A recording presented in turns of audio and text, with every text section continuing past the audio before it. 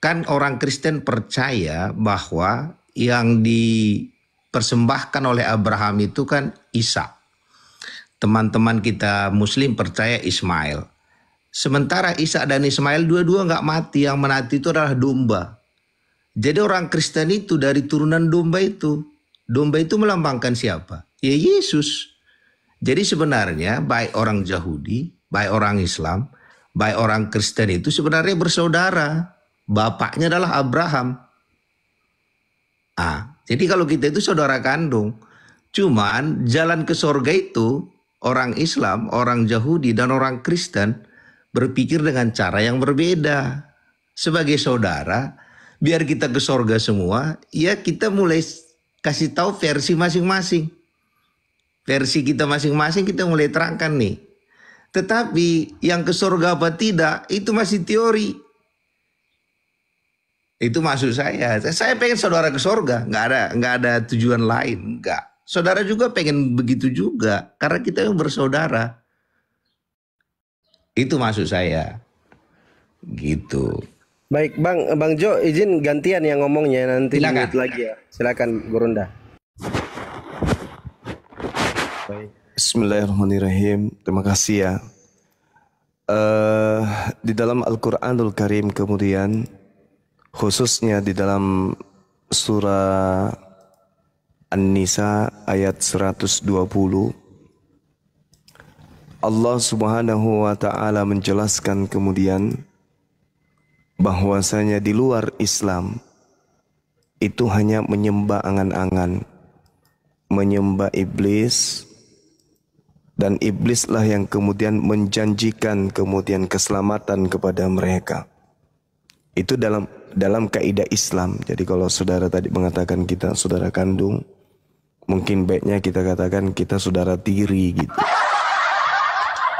Al-Quran mengatakan ya'iduhum wa yumannihim wa ma ya'iduhum syaitan illa gurura. Iblis memberikan janji-janji kepada orang kafir dan membangkitkan angan-angan kosong mereka. Padahal setan itu hanya menjanjikan tipuan belaka kepada mereka. Kalau Al-Quran kami udah final. Lalu apa yang menjadi pembanding kemudian selain daripada Quran? Khusus kepada saudara-saudara kita Kristen, maka pembandingnya adalah Bible itu sendiri. Kenapa bisa seperti itu? Ya harus. Karena agama ini harus kita tingkatkan keimanan pengikutnya dengan berakal. Bukan iman buta. Maka untuk kemudian menganulir apa yang disampaikan oleh Al-Quran, ya saudara Kristen harus kemudian memberikan data bahwa yang mereka sembah ini bukan iblis. Tuduhan Islam keliru. Tuduhan Al-Quran itu keliru. Harus Kristen benar.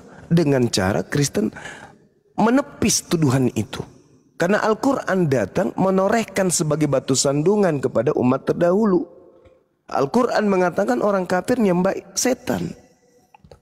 Bible harus menepis itu. Saudara Kristen kita harus memperjuangkan untuk menepis itu. Loh, kenapa harus? Yes, karena kita hidup bertetangga, hidup berdampingan. Masing-masing kita mengatakan agama kita benar. Nah, oleh karena itulah kemudian buktikan kebenaran itu.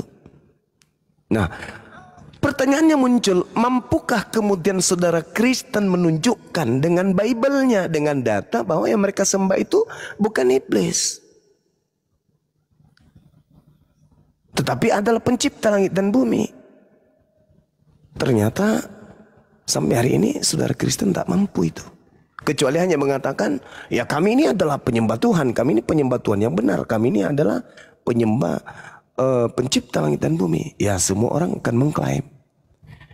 Tapi realnya yang kita lihat, ketika saudara-saudara kita Kristen mengaku menyembah roh, sudah terjawab. Karena roh itu adalah makhluk halus, bukan pencipta. Itu yang pertama. Yang kedua, Yesus ketika datang di tengah-tengah Bani Israel, Yesus tidak baik-baik saja. Maksudnya Yesus memiliki dua musuh, dari kaumnya Bani Israel dan dari iblis. Dua kemudian kekuatan ini yang menghalang-halangi dakwah Yesus kepada Bani Israel. Nah, taruhlah misalnya Islam Kristen paham bahwa Bani Israel memang betul menolak Yesus. Bagaimana dengan iblis? Oh, iblis ternyata di dalam Lukas 4 nomor 6 pernah membujuk Yesus, mengelus-ngelus Yesus. Yesus, segala kuasa yang aku perlihatkan kepadamu ini serta kemuliaannya akan kuberikan kepadamu. Sebab semua itu telah diserahkan kepadaku, kata iblis. Dan aku akan memberikan kepada siapa saja yang aku kehendaki. Nah, Yesus, jikalau engkau menyembah aku, seluruhnya itu akan menjadi milikmu. Nah, ini iblis membujuk Yesus, mengajak Yesus untuk supaya Yesus menuhankan dirinya. Itu berarti ada kekuatan di luar Yesus, yang dia seorang nabi, seorang rasul, bahkan Tuhan, kata saudara kita Kristen, menjadi sasaran empuk iblis, untuk iblis jadikan dia sebagai penyembah dirinya. Tapi berhasilkah iblis? Enggak. Yesus manusia suci, susah ditembus oleh iblis, susah. Maka diterangkan dalam Lukas 4 nomor 13, setelah iblis puas mencoba Yesus dan gagal, tidak berhasil, di situ diceritakan iblis mengakhiri pencobaan itu dan mundur dari Yesus sambil menunggu waktu yang tepat. Jadi iblis tak berhasil, kecewa iblisnya, tapi tidak putus asa. Dia tetap mengintai, dia menunggu waktu tepat kapan ya. Karena sebenarnya tujuan iblis ingin menyesatkan Yesus agar semua orang bisa disesatkan oleh iblis. Kalau Yesus kemudian bisa Muhammad yang diacut iblis untuk sabar kawan, sabar. Nanti boleh nanti bernarasi apapun itu. Yang penting kita nggak saling menghujat ya. Nah, kemudian iblis tidak berhasil, kecewa iblis, tapi tidak putus asa. Dia mengintai masa mana kemudian saya bisa memanfaatkan situasi di mana Yesus ini bisa jatuh. Dia mundur untuk mencoba Yesus. Nah, ternyata iblis tidak kehilangan akal. Masuklah iblisnya ke Yudas. Masuklah iblisnya ke imam-imam kepala, ke mahkamah agama, ke imam besar, orang-orang yang hebat pada masa itu. Muncullah ide mereka untuk membunuh Yesus. Jadi iblis tak diam. Pertanyaannya sekarang, berhasilkah iblis? Ketika mencobai langsung Yesus tidak berhasil, lalu kemudian iblis ingin menghancurkan Yesus melalui tangan orang-orang ini, berhasilkah iblis? Tidak berhasil. Tetap aja gagal. Oh, Yesus orang suci, nggak bisa disentuh. Akhirnya apa yang terjadi? Kalau Yesus gagal dihancurkan, maka yang dihancurkan kemudian oleh iblis adalah orang yang ada di sekeliling Yesus. Itu fakta. Apa pembuktiannya? Kok bisa? Pendekatan apa yang Bang Suma pakai? Ya Bible, jangan pakai Quran. Kalau Quran udah tamat kita. Pakai Bible. Apa kata Bible? Kan di situ banyak perkataan. Ya pakai kata Yesus. Apa kata Yesus kepada murid-muridnya? Waspadalah kepada penyesat, sebab akan datang banyak penyesat dengan memakai nama Yesus dan berkata, akulah Kristus. Ketika kemudian iblis tak berhasil, iblisnya muncul dengan pola penyesat dengan memakai nama Yesus. Kata siapa? Kata Yesus, waspadalah kepada penyesat. Penyesat ini pasti iblis yang datang dengan memakai Kristus, gelar Kristus. Jadi kalau hari ini saudara Kristen menjual Yesus, Yesus adalah Tuhan, Yesus adalah pencipta, Yesus adalah awal, akhir, dialah segala-galanya. Tanda tanya, Yesus yang mana nih? Tunggu dulu. Yesus yang mana kawan? Karena Yesus menubuatkan munculnya penyesat bernama Yesus bergelar Kristus. Ini harus diwaspadai. Makanya Al-Quran mengatakan wa idza husyiran nasu kanu lahum a'da wa kanu bi ibadatihim kafirin. Di akhir zaman nanti. Nanti berikan saya waktu untuk ngomong ya. Iya, silakan Bang, silakan. Kata Quran, di akhir nanti apa yang orang kafir sembah akan menjadi musuh bagi orang kafir. Pemujaan-pemujaan yang orang kafir lakukan kepada yang mereka sembah akan diingkari oleh yang disembah. Nah, ternyata itu terbukti di Matius 7 nomor 22-23. Apa yang Kristen sembah mengingkari bahwa dia bukan Tuhan. Bahkan ditolak pemujaan-pemujaannya dengan berkata, aku tidak mengenal kalian. Enyahlah daripadaku, kalian semua adalah pembuat kejahatan. Cuman untuk memahami penjelasan saya ini, ya kudu melembutkan hati. Karena akan melahirkan kejengkelan, kedongkolan, amarah, dan seterusnya. Silakan. Terima kasih Bang Juma. Saya Sama-sama Bang. Silakan Bang. Sama sekali. Jadi kalau kita lihat konsepnya ya, kita nggak usah detail. Waktu Adam jatuh ke dalam dosa, kan Tuhan bilang begini, saat kau makan buah itu kau akan mati. Jadi upah dosa itu memang kematian. Tapi kenapa saat itu Adam tidak mati? Karena ada domba yang mati. Maka dengan kulit domba itulah ditutupin itu Adam dan Hawa. Maka saat itulah dia tidak mati. Dari awal itu domba itu selalu melambangkan korban. Baru dalam buku Tulah ke-10 itu setiap anak sulung mati. Anak sulung itu pun tidak mati karena ada darah yang sudah tertumpah. Selalu ada domba. Dan waktu Yohanes Pembaptis mengenalkan Yesus dikatakan, inilah anak domba Allah. Dan kembali waktu tadi Ishak dan Ismail itu, maka harus ada korban domba itu. Kalau saya nggak salah, kalau salah nanti kasih tahu. Teman-teman kita Muslim itu haji, itu pasti pada hari raya kurban. Dan orang Yahudi pun percaya kurban itu, tetapi orang Kristen mempercayai korban itu sekarang adalah Yesus yang dipercayai, yang diutus oleh Allah dari firman yang menjadi manusia. Kenapa dia harus menjadi manusia? Karena manusia yang berdosa, maka dosanya harus ditanggung oleh manusia. Tetapi hakikatnya dia adalah Tuhan, si firman yang menjadi manusia. Itulah konsep daripada kekristenan sebenarnya. Jadi kalau tadi Bang Juma tafsir begitu silakan.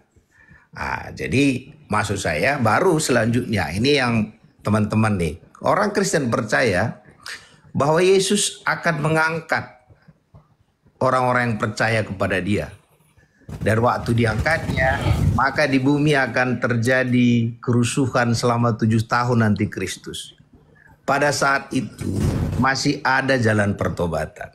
Kalau saat itu terjadi, kita yang ada di Komel ini, siapa tahu itu yang benar, saudara masih bisa berseru kepada Yesus sebagai Tuhan. Ini hanya sebagai saudara tadi. Jadi maksud saya, hanya itu yang saya sampaikan, karena saya tahu tujuan Bang Juma dan teman-teman supaya membuat orang semua ke sorga. Saya kira tujuan kita sama. Kami juga sama. Kita juga pengen semua orang ke sorga. Baru yang kedua, dikatakan soal penyesat itu, Yesus katakan dari buahnya lah kamu mengenal dia. Saya contohnya, saya ini dari kampung, dari Tigalingga, kami ada durian Tigalingga. Orang mungkin banyak tahu teori tentang durian itu, tapi nggak pernah merasakannya. Saya udah merasakan Tuhan Yesus, karena saya dulu sakit, didoain sembuh dalam nama Yesus. Jadi walau bagaimanapun, saya akan tetap percaya tentang itu. Jadi silakan Bang Juma menafsir yang itu, tapi saya sudah kasih tahu kronologisnya, mulai dari kejadian. Kenapa akhirnya orang percaya bahwa yang dikorbankan itu domba itu adalah melambangkan Yesus untuk membayar dosa manusia. Thank you Bang Juma. Oke, sama-sama Bang Jo. Saya menghargai apa yang saudara sampaikan. Tapi izinkan kemudian saya secara bijak menjelaskan. Kristen tidak mengenal buku-buku yang menjadi rujukan iman saudara saya Kristen. Itu dulu. Bahkan sekedar mengenal penulis buku-buku ini, Yesus tak ada kemudian Yesus pernah mengadakan komunikasi langsung dengan penulis ini. Jadi apapun bisa narasi dibangun di dalamnya tanpa ada legitimasi tak ada legitimasi dari Yesus sebagai otoritas penerima firman dari Tuhan. Karena kalau kita ditanya siapa yang menerima firman sebenarnya? Lukas, Yohanes, Matius, Markus, Paulus atau siapa? Atau Yesus? Rupa-rupanya cerita punya cerita yang menerima firman dari pencipta langit dan bumi itu Yesus. Kemudian Kristen punya konsep sendiri. Konsep yang dibangun dari narasi-narasi yang tercipta dari sebuah buku yang Yesus sendiri tidak memberikan tumpangan tangan terhadap adanya buku ini.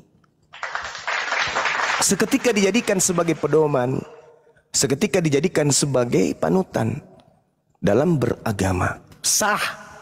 Karena itu adalah hak prerogatif setiap insan manusia.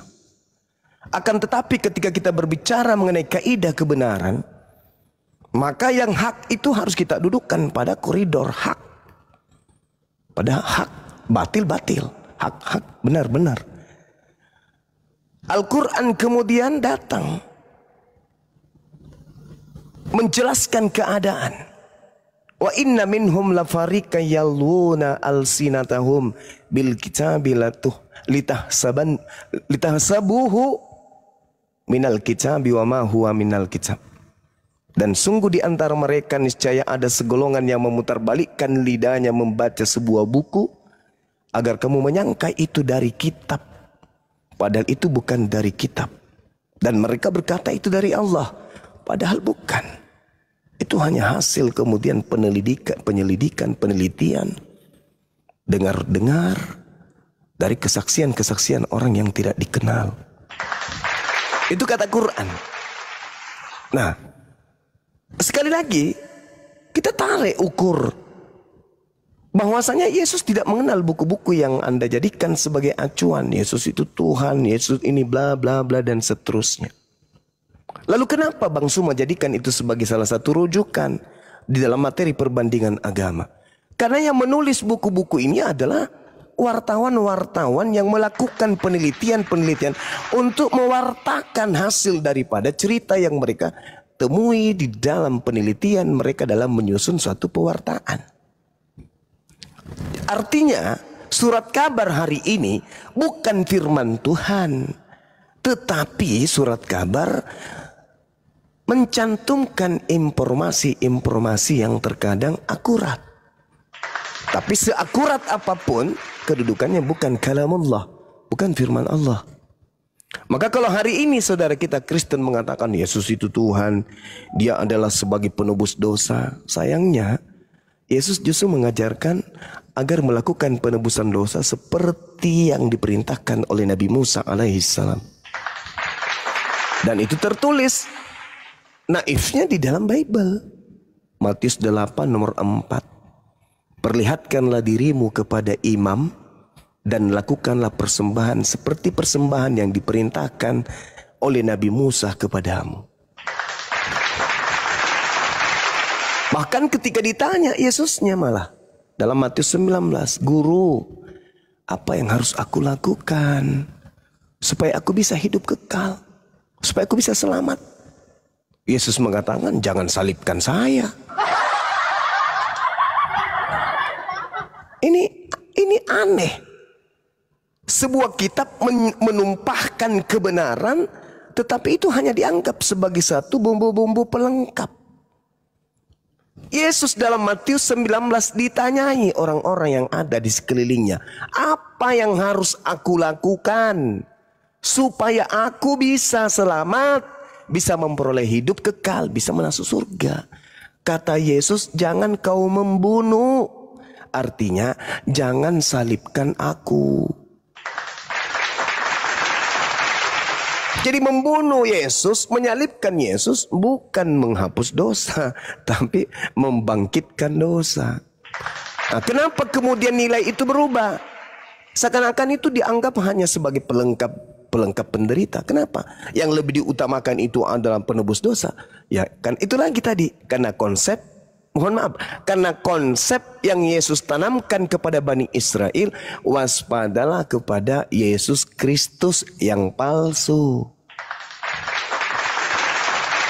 Nah, polanya izinkan saya jelaskan. Sebentar aja. Di mana polanya? Ketika saudara berbicara mengenai Yesus penebus dosa, dan itu adalah satu kemaksiatan yang sangat-sangat mencederai agama para nabi, ajaran para nabi. Imamat 1 nomor 2, beritakan, perintahkan, ajarkan kepada Bani Israel apabila mereka hendak kemudian mempersembahkan kurban kepada Tuhan Elohim, ajaklah mereka untuk mempersembahkan hewan ternak, domba, kambing, sapi, lembu. Jelas di situ, nggak ada manusia, apalagi Tuhan jadi korban. Bahkan di dalam Ulangan 18 nomor 21, Tuhan melarang mempersembahkan manusia kepada dewa Molok. Kalau Tuhan pencipta langit dan bumi tidak mau menerima persembahan darah manusia, yang menerima hanya dewa Molok, lalu Yesus ini dikorbankan kepada siapa? Bang Juma, nanti saya ngomong lagi ya. Oke. Silakan Bang, silakan setelah ini. Nah, oleh karena itulah kemudian ketika saudara kita membawa Yesus sebagai korban, ya wajar. Kenapa? Karena korban yang dikatakan Yesus ini nantinya pada hari ketiga keluar dari kubur. Dan keluarnya dari kubur mengajarkan satu konsep kepada nabinya bernama Paulus. Nabinya inilah, nabi dari makhluk yang keluar dari kubur inilah kemudian yang mengajarkan konsep dosa ditebus dan seterusnya. Yesus Tuhan dan seterusnya. Nabi Paulus inilah yang mengajarkan konsep kekristenan. Sedangkan Yesus anak Maria tidak mengenal apa itu Kristen. Jadi kesimpulan sementara, Yesus anak Maria seorang soleh, orang yang muslim yang taat beribadah, taat menjalankan perintah Tuhannya, itu tidak mengenal dosa waris, tidak mengenal tebus dosa, tidak mengenal Kristen, tidak mengenal pengikut orang-orang tidak bersunat, pemakan babi, pemakan yang lain. Enggak. Yesus mengaku dengan mulutnya sendiri di dalam Matius 15:24, aku diutus hanya kepada domba yang hilang dari umat Israel tentunya. Sedangkan makhluk yang keluar dari kubur ini yang ngaku Yesus Kristus juga justru mengajarkan seluruh bangsa menjadi pengikutnya. Ini kembali kepada tema yang tadi di Lukas 4 nomor 13, iblis mengintai Yesus, mencari kesempatan di mana iblis ini bisa masuk untuk menyesatkan manusia. Demikian. Makasih Bang Juma. Silakan Bang Jo. Jadi sebenarnya kalau Bang Juma lihat di Kristen itu pun tafsir itu kenapa istrinya Kristen itu jadi banyak kan? Bang Juma pasti tahu ada yang Advent, ada yang Oneness, ada yang Trinity, ada yang macam-macam itu. Tetapi semua mereka itu percaya satu hal, bahwa Yesus menebus dosa mereka. Maksud saya, tafsir yang Bang Juma tadi bilang, itu akan di kami Kristen pun belum selesai. Mana itu Oneness, Trinity, dan ada yang Advent, ada. Jadi Alkitab ini seperti Bang Juma tadi bilang benar, ini ditulis oleh 40 penulis. Dan orang Kristen mempercayai itu semua diilhami oleh Allah. Dan waktu bilang soal keselamatan tadi, maka Alkitab ini jangankan kita, Petrus juga bilang dalam buku tulisannya, hati-hati membaca buku Paulus karena susah untuk dipahami. Kalau Petrus saja menganggap buku itu susah dipahami, apalagi kita. Kita orang Kristen aja sampai sekarang masih berdebat. Jadi waktu Bang Juma bilang benar. Tetapi kalau kita perhatikan dalam buku Yohanes soal keselamatan tadi, waktu si Nikodemus datang kepada Tuhan, Yesus jawab begini, Aku berkata kepadamu, Yohanes 3:3, sesungguhnya jika seorang tidak dilahirkan kembali, ia tidak dapat melihat kerajaan Allah. Ini pun jadi tafsirnya kemana-mana. Gimana orang bisa, kata si Nikodemus, bagaimana bisa dilahirkan kembali? Bagaimana masuk ke rahim ibunya? Yesus menjawab, Aku berkata kepadamu, sesungguhnya jika seorang tidak dilahirkan dari air dan roh, ia tidak dapat masuk ke dalam kerajaan Allah. Apa yang dilahirkan dari daging adalah daging, dan apa yang dari roh adalah roh. Janganlah kamu heran karena kepadamu harus dilahirkan. Jadi mau saya sampaikan, banyak sekali dalam Alkitab ini masih hiasan. Dan mengenai buku tadi dalam buku Ibrani, ini Ibrani pasal 8, jadi kan tadi Bang Juma bilang, sampai hari ini orang Yahudi pun tidak percaya korban itu manusia. Orang Yahudi juga nggak percaya. Tetapi orang Kristen percaya tentang hal itu. Karena waktu Yohanes Pembaptis mengenalkan Yesus, dikatakan kepadanya bahwa inilah anak domba Allah. Juga harusnya Ishak yang dipersembahkan atau Ismail yang dipersembahkan, domba itu yang dipersembahkan. Maka Yesus juga sering dikatakan anak domba. Terus kenapa disalibkan? Kalau kita baca di Alkitab, dia disalibkan karena dia mengaku dia Tuhan sebenarnya. Kalau kita pelajari itu, karena dia mengaku dia Tuhanlah maka dia disalibkan. Jadi alasan Yesus disalibkan itu karena dia mengaku dia Tuhan, maka ditulislah inilah raja orang Yahudi di penyalipannya itu. Balik yang tadi saya ingin baca dalam buku Ibrani. Dalam buku Ibrani dikatakan, ini yang memang agak susah karena ditulis begini. Perjanjian baru itu. Ayat 10. Maka inilah perjanjian yang kuadakan dengan kaum Israel waktu itu. Aku akan menaruh hukumku dalam akal budi mereka dan menuliskannya dalam hati mereka. Maka aku akan menjadi Allah mereka dan mereka akan menjadi umatku. Yesus waktu dia datang, dinaikkannya standar hukum Taurat. Hukum Taurat itu begini, kalau kita membunuh baru berdosa. Tapi Yesus katakan kalau engkau benci kepada saudaramu, engkau sama dengan membunuh. Malahan Yesus menaikkannya. Makanya terakhir Yesus katakan membedakan dia apakah dia nabi palsu apa tidak. Dari buahnya lah kamu mengenal dia. Buahnya itu apa? Dalam buku Galatia dikatakan buah itu kasih, sukacita, damai sejahtera dan sebagainya. Jadi kalau kita berdebatkan tentang buku dan sebagainya, Yesus berkali-kali katakan dari buahnya lah kamu mengenal dia. Dan itu buah itu butuh proses. Butuh proses. Jadi Bang Juma kalau kita bicara tentang dari ayat ke ayat, kami saja orang Kristen belum selesai. Karena ada yang percaya sekali selamat tetap selamat, ada yang percaya harus dibaptis, ada yang percaya diselam, dipercik, masih banyak. Tetapi satu hal yang semua percaya, Allah mengutus Yesus Kristus, firman-Nya menjadi manusia, dan Yesus itu menjadi manusia, dan kemanusiaannya lah yang membuat dosa orang Kristen itu dihapus, dosa manusia dihapuskan. Jadi kalau tadi Bang Juma tafsir yang lain, ya silakan. Thank you Bang Juma. Oke, baik. Jadi saudara mengutip Ibrani 8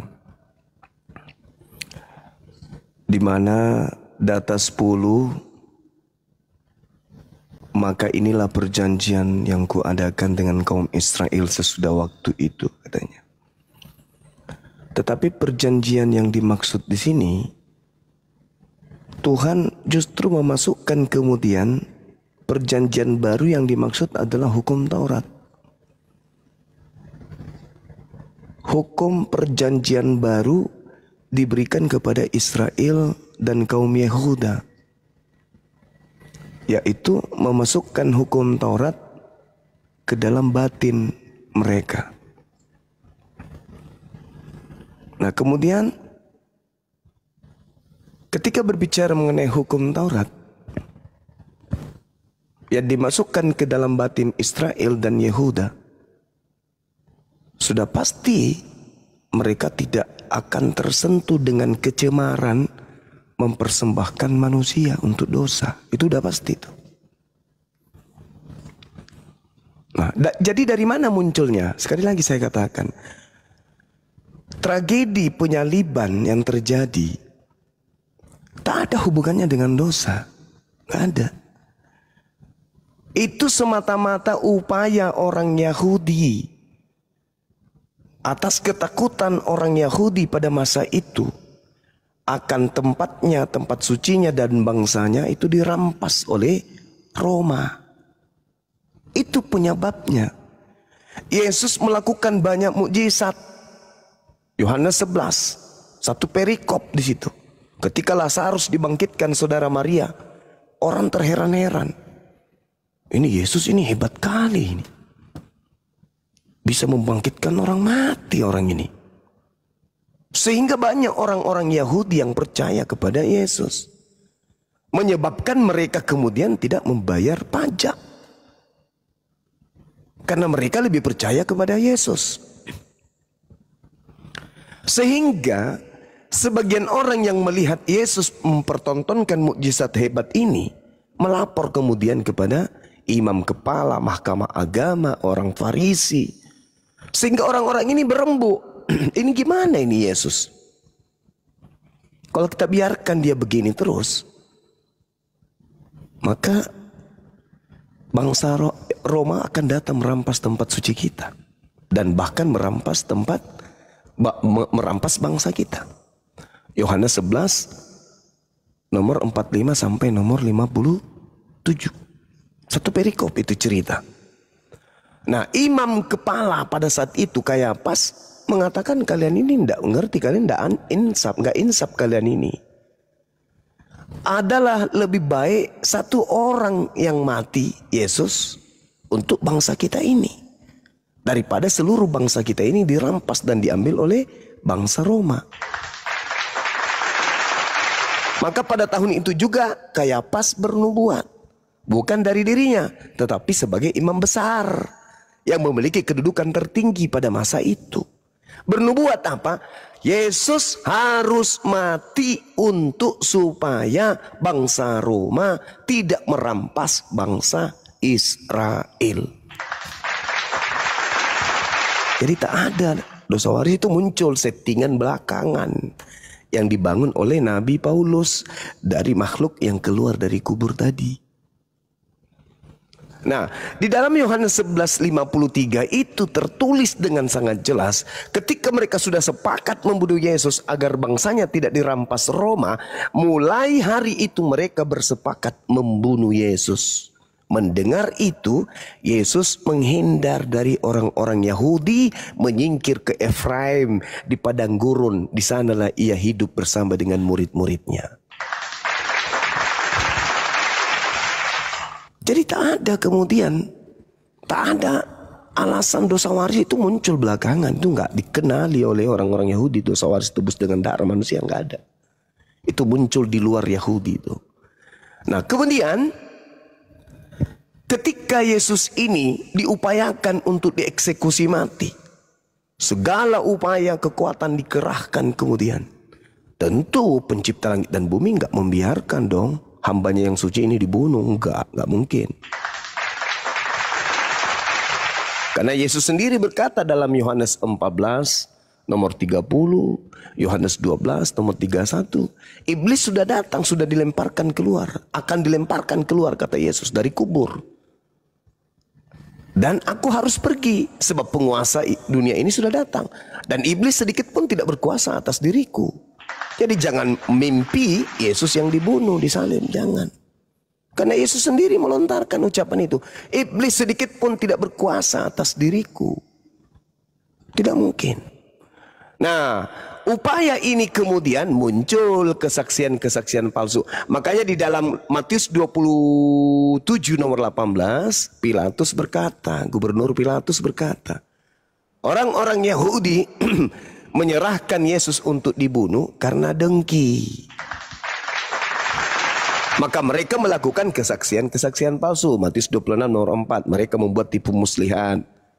Matius 26 nomor nomor 59 mereka melakukan kesaksian-kesaksian palsu. Markus 14 nomor 1 mereka melakukan tipu-tipuan dan segala macam tetep bengek untuk supaya Yesus itu dibunuh. Termasuk tuduhan mempersamakan dirinya dengan Allah. Itu juga adalah kesaksian palsu. Kenapa? Karena hal itu di dalam Yohanes 10 nomor 34, 35, 36 Yesus sudah klarifikasi. Dia ingin dilempari batu karena dia mengatakan dia adalah Allah. Apa kata Yesus? Hei, bukankah di dalam kitab Tauratmu siapapun yang diserahi tugas untuk menyampaikan firman maka dia adalah Allah. Dan ketetapan Tuhan tidak bisa dibatalkan. Bukankah Musa juga adalah Allah? Keluaran 7 nomor 1. Jadi kesaksian-kesaksian kayak gitu itu palsu semua. Apalagi yang hendak kita cari? Dia sudah menyatakan dirinya adalah Allah. Ini adalah penghujatan. Itu kesaksian palsu. Siapa yang dekat dengan Allah, dia adalah Allah. Makanya orang-orang Yahudi itu disebut anak-anak Allah. Karena mereka mempersamakan diri mereka dengan hamba Allah. Jadi saudara, silakan dengan kaidah yang Anda bangun. Saya bisa ngomong? Ya, sabar. Silakan dengan kaidah yang Anda bangun. Yang pasti nebus dosa dengan manusia itu ajaran pagan. Tidak ada Yahudi mengajarkan itu, tak ada Yesus pun mengajarkan itu. Yang pada intinya yang Anda mengajarkan itu adalah sosok makhluk yang keluar dari kubur, yang datang kepada utusannya bernama Paulus. Dialah yang mengajarkan Anda untuk mengimani itu. Demikian. Oke, terima kasih Bang Juma. Sama-sama. Sekarang kita lihat orang Yahudi. Kalau orang Yahudi itu berdosa, kalau ada orang Yahudi berdosa, cara mereka mengampuni dosa adalah dengan membawa domba. Domba itulah yang diperiksa harus tidak bercacat, tidak bercela. Kalau dombanya bercacat dan bercela, maka domba itu tidak layak untuk menghapus dosa orang itu. Jadi konsep pengampunan dosa dari dulu itu harus ada yang mati. Sehingga orang Yahudi harus membawa domba. Setelah dibawanya domba itu diperiksa oleh imam besar bahwa dombanya tak bercacat, maka orang Yahudi itu akan menaruh tangannya di atas domba itu. Dan orang Yahudi itu akan mengatakan, harusnya aku yang mati, engkaulah yang mati. Dan saat itu, maka semua yang benar dari domba itu masuk ke orang Yahudi itu. Dan semua dosa orang Yahudi itu masuk ke domba itu dan dia disembelih. Itulah bagaimana orang Yahudi itu dulu dosanya diampuni. Maka sampai sekarang, mereka masih ada korban-korban begitu. Kenapa? Karena harus ada yang mati. Karena sudah dikatakan upah dosa adalah mati. Orang Kristen percaya bahwa Yesus itu sebagai domba. Sehingga dia harus mati untuk menggantikan membayar dosa-dosa itu. Dari situ konsepnya. Jadi itu diambilnya itu sebenarnya dari orang Yahudi sebenarnya konsepnya itu. Nah, makanya waktu dia dikenalkan dikatakan inilah anak domba Allah. Saya juga nggak tahu, ini mungkin saya salah. Kenapa teman-teman kita Muslim kalau naik haji harus pada hari raya kurban? Dan saat itulah dianggap dosa juga diampuni. Sama sebenarnya, orang Yahudi juga sama. Cuman bagi orang Kristen mempercayai domba itu adalah Yesus. Tapi konsep pengampunan itu selalu ada yang korban. Kira-kira gitu.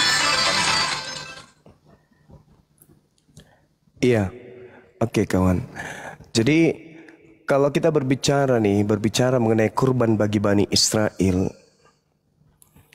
tamatnya kita mengkaji itu di dalam Imamat 4, Imamat 1. Dosa seperti apa yang harus korbannya kambing betina, siapa pelakunya yang korbannya adalah lembu, siapa yang berdosa sehingga kambing jantan yang harus jadi korbannya. Kita udah tamat tentang itu. Udah paham betul. Yang jadi masalah ini dosa manusia ditebus dengan manusia ini. Dengan mengatakan manusia ini adalah kambing domba. Ini menurut saya ini penistaan sebenarnya. Karena di dalam kaidah pengajaran orang Yahudi, Imamat 1 nomor 2, jangan kau katakan kepada Bani Israel bahwasanya kalau mereka ingin mempersembahkan kurban ya harus domba, kambing, sapi, lembu. Itu terjadi dan Yesus pun mengajarkan itu. Itu naifnya itu di situ tuh. Matius 8 nomor 4. Persembahkanlah persembahan yang dipersembahkan, yang diperintahkan oleh Nabi Musa. Yang menggelikan kemudian adalah Paulus. Kenapa Paulus ini menggelikan? Karena ketika kemudian dia keluar dari Yerusalem mengajarkan Kristen, pulang ke Yerusalem, dia pun kembali mempersembahkan persembahan. Di dalam Kisah Para Rasul 21 nomor 15 sampai nomor 26. Paulus bertobat dari mengajarkan agama Kristen, lalu bertobat dan mentahirkan diri dengan melakukan persembahan pengorbanan. Karena yang memerintahkan dia untuk mentobatkan dirinya dan mentahirkan dirinya dengan mempersembahkan persembahan adalah imam-imam kepala, para penatua, maka sudah pasti orang Yahudi memerintahkan persembahan hewan kurban. Kenapa Paulus ikut bertobat? Kenapa Paulus ikut berkorban lagi? Kalau ternyata Yesus sudah ada menjadi korban. Tapi faktanya, ya inilah yang dikatakan oleh Al-Quran. Wa makaru wa makarallah. Wallahu khairul makirin. Mereka membuat tipu daya, tetapi Allah membalas kejahatan mereka dengan membuka aibnya dengan terpampang luas. Coba, silakan Anda sahabat-sahabat Muslim utamanya baca Kisah Para Rasul 21 nomor 15 sampai nomor 26. Bagaimana seorang Paulus bertaubat dari mengajarkan makan babi, dari mengajarkan menyembah Yesus, dari mengajarkan tidak bersunat. Andai saja Paulus ini benar-benar menerima pengajaran paten, maka dia akan melawan orang Yahudi. Oh enggak, ngapain saya bertobat? Ini aku bertemu dengan Tuhanku dan mengatakan Tuhanku ya nggak ada lagi tuh Taurat, nggak ada lagi persembahan-persembahan itu nggak. Tapi faktanya justru dia ikut berkongko bertobat di situ. Kemudian sedikit lagi, kalau korban manusia bernama Yesus ini betul, maka tidak mungkin kemudian Yesus menamai orang-orang yang ingin membunuhnya dengan anak-anak setan.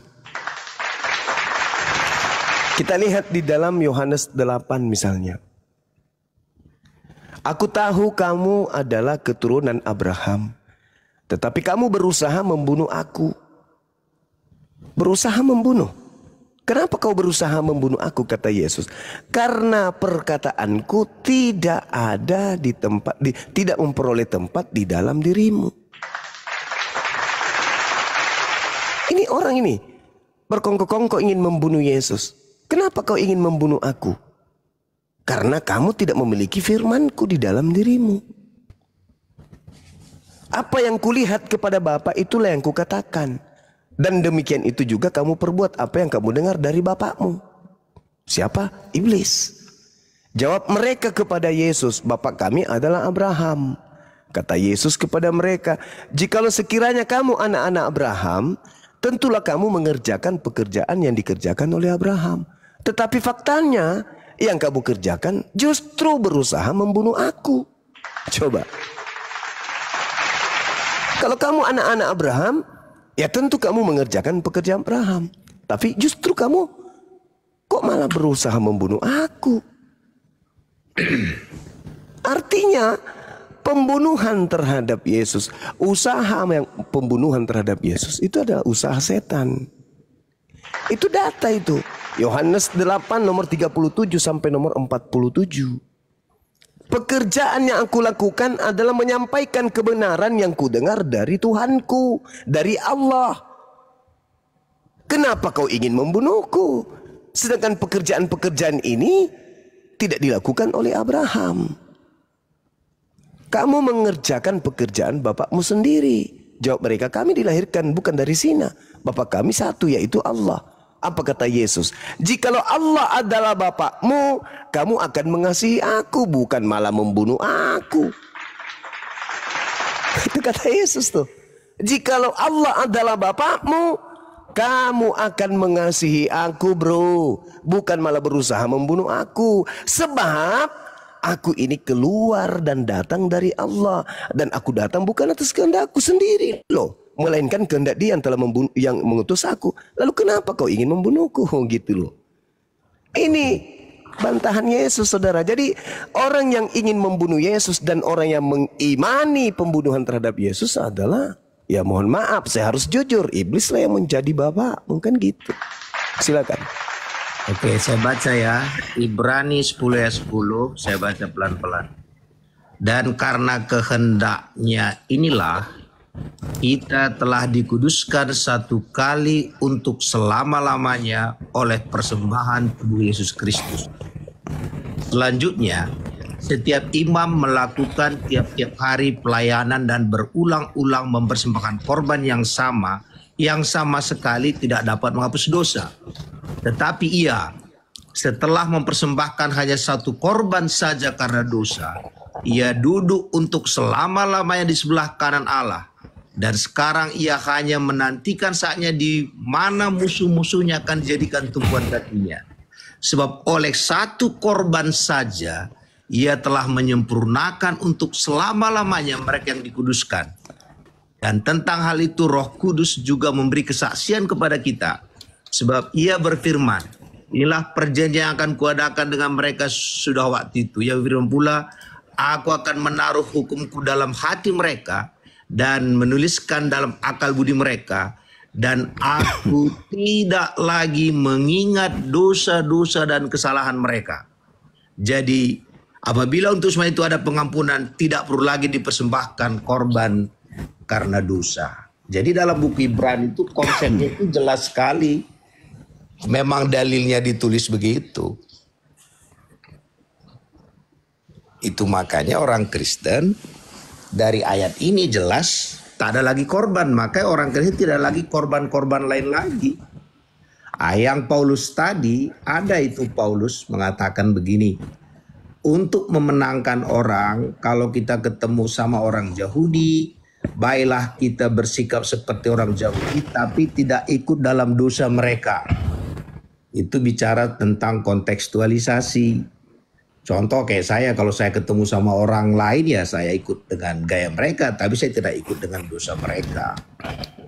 Jadi kalau Kristen itu sepanjang dikatakan dia Kristen, dia harus mempercaya pengampunan dosa itu dan kebangkitan itu. Dan memang ayat-ayat pendukungnya juga banyak. Tetapi ayat-ayat yang membingungkan juga banyak. Makanya orang Kristen sampai sekarang saya bilang tadi, ada yang oneness, Trinity, tetapi basic keselamatan itu memang harus ada kurban. Kira-kira gitu Bang Cuma. Oke, baik. Bang Cuma, boleh masuk dikit Bang Cuma, izin kalau boleh. Ya, setelah ini Bang ya, nanti jangan sampai saya lupa soalnya sudah ngantuk ini. Ya. Setelah ini ya, nah, jadi gini. Ketika saudara kemudian membantah pengajaran Yesus dengan Ibrani, surah Ibrani maksud saya, Anda harus tahu sesuai dengan yang saya sampaikan nih, bukan tahu sih, Anda harus ingat, mungkin Anda lupa, saudara saya lupa. Buku Ibrani itu sampai hari ini tidak diketahui siapa penulisnya. Dan kemudian Bapak gereja ada yang mengatakan mula-mula bapak-bapak gereja mula-mula ya di abad kedua, ada di antara mereka yang meyakini bahwasanya surah Ibrani ini itu ditulis tahun 67 Masehi. Ada juga yang berpendapat ditulis tahun 81 sampai tahun 96 Masehi. Artinya, sekali lagi saya katakan kepada saudara, Anda mencoba untuk mematahkan pengajaran Yesus dengan surat-surat yang tidak jelas yang muncul belakangan. Itu fakta. Tak ada satu kekuatan di Kristen dari gereja manapun yang bisa menyatakan bahwa surat Ibrani itu ditulis oleh si Fulan, si A, dan dia adalah murid Yesus yang telah mendengarkan pernyataan-pernyataan Yesus. Justru kalau saya lihat saya geli Bang. Maaf nih, mungkin karena saya Muslim ya. Di dalam Ibrani yang Anda tunjukkan tadi, Ibrani 10, kalau Anda lihat nomor satunya itu ditertawakan sama orang Yahudi. Di dalam hukum Taurat hanya terdapat bayangan saja dari keselamatan yang akan datang. Kata siapa? Dan bukan hakikat dari keselamatan itu sendiri. Ini celaka ini. Orang Yahudi itu diselamatkan. Bahkan di dalam Ulangan 27 nomor 26. Terkutuklah orang yang tidak mempraktekkan hukum Taurat itu dengan perbuatan. Loh, kok ini ada orang menulis seenak perutnya. Di dalam hukum Taurat hanya terdapat bayangan saja dari keselamatan. Apa-apaan ini? Bukan hakikat dari keselamatan itu sendiri. Karena itu dengan korban yang sama, yang setiap tahun terus menerus dipersembahkan, hukum Taurat tidak mungkin menyempurnakan mereka yang datang mengambil bagian dari dalamnya. Ini orang belajar dari mana ini nulis kayak begini? Ini nggak diketahui siapa penulisnya. Paulus juga bukan, Lukas bukan, Markus bukan. Tapi seketika dijadikan sebagai panduan oleh saudara Kristen kita untuk kemudian ingkar terhadap firman Tuhan yang datang kepada Bani Israel. Itu tadi sekali lagi kembali kepada yang tadi. Karena Yesus mengatakan di dalam Matius 12, apa kata Yesus kemudian di Matius 12? Angkatan jahat ini minta sebuah tanda, satu tanda. Dan tidak akan diberikan satu tanda apapun kepada angkatan jahat selain tanda Yunus. Sebab Yunus 3 hari 3 malam dalam perut ikan lalu keluar. Begitu juga anak manusia 3 hari 3 malam dalam perut bumi lalu keluar. Jadi hari ketiga keluar dari kubur. Itu angkatan jahat punya simbol. Apakah murid-murid Yesus percaya akan kebangkitan hari ketiga? Tidak. Tertulis di mana? Tertulis di dalam Lukas 24 nomor 9 sampai 11. Sampai 12. Murid Yesus tidak percaya ketika datang orang-orang, guru kau tak ada di kubur. Mana mungkin, kau menghayal, kata murid-murid. Meskipun mereka tidak percaya, Petrus bangun pagi-pagi sekali, lalu kemudian pergi di kubur. Dia hanya menemukan apa? Menemukan kain kafan. Lalu apa kata Petrus dalam hatinya? Apa yang sedang terjadi ya? Artinya angkatan jahat tidak termasuk murid Yesus. Yang angkatan jahat itu orang Farisi. Siapa orang Farisi? Filipi 3 nomor 5, Paulus, orang Farisi. Angkatan jahat ini orang Farisi, dan angkatan jahat ini datang kepada saya bertanya, guru berikanlah kami satu tanda.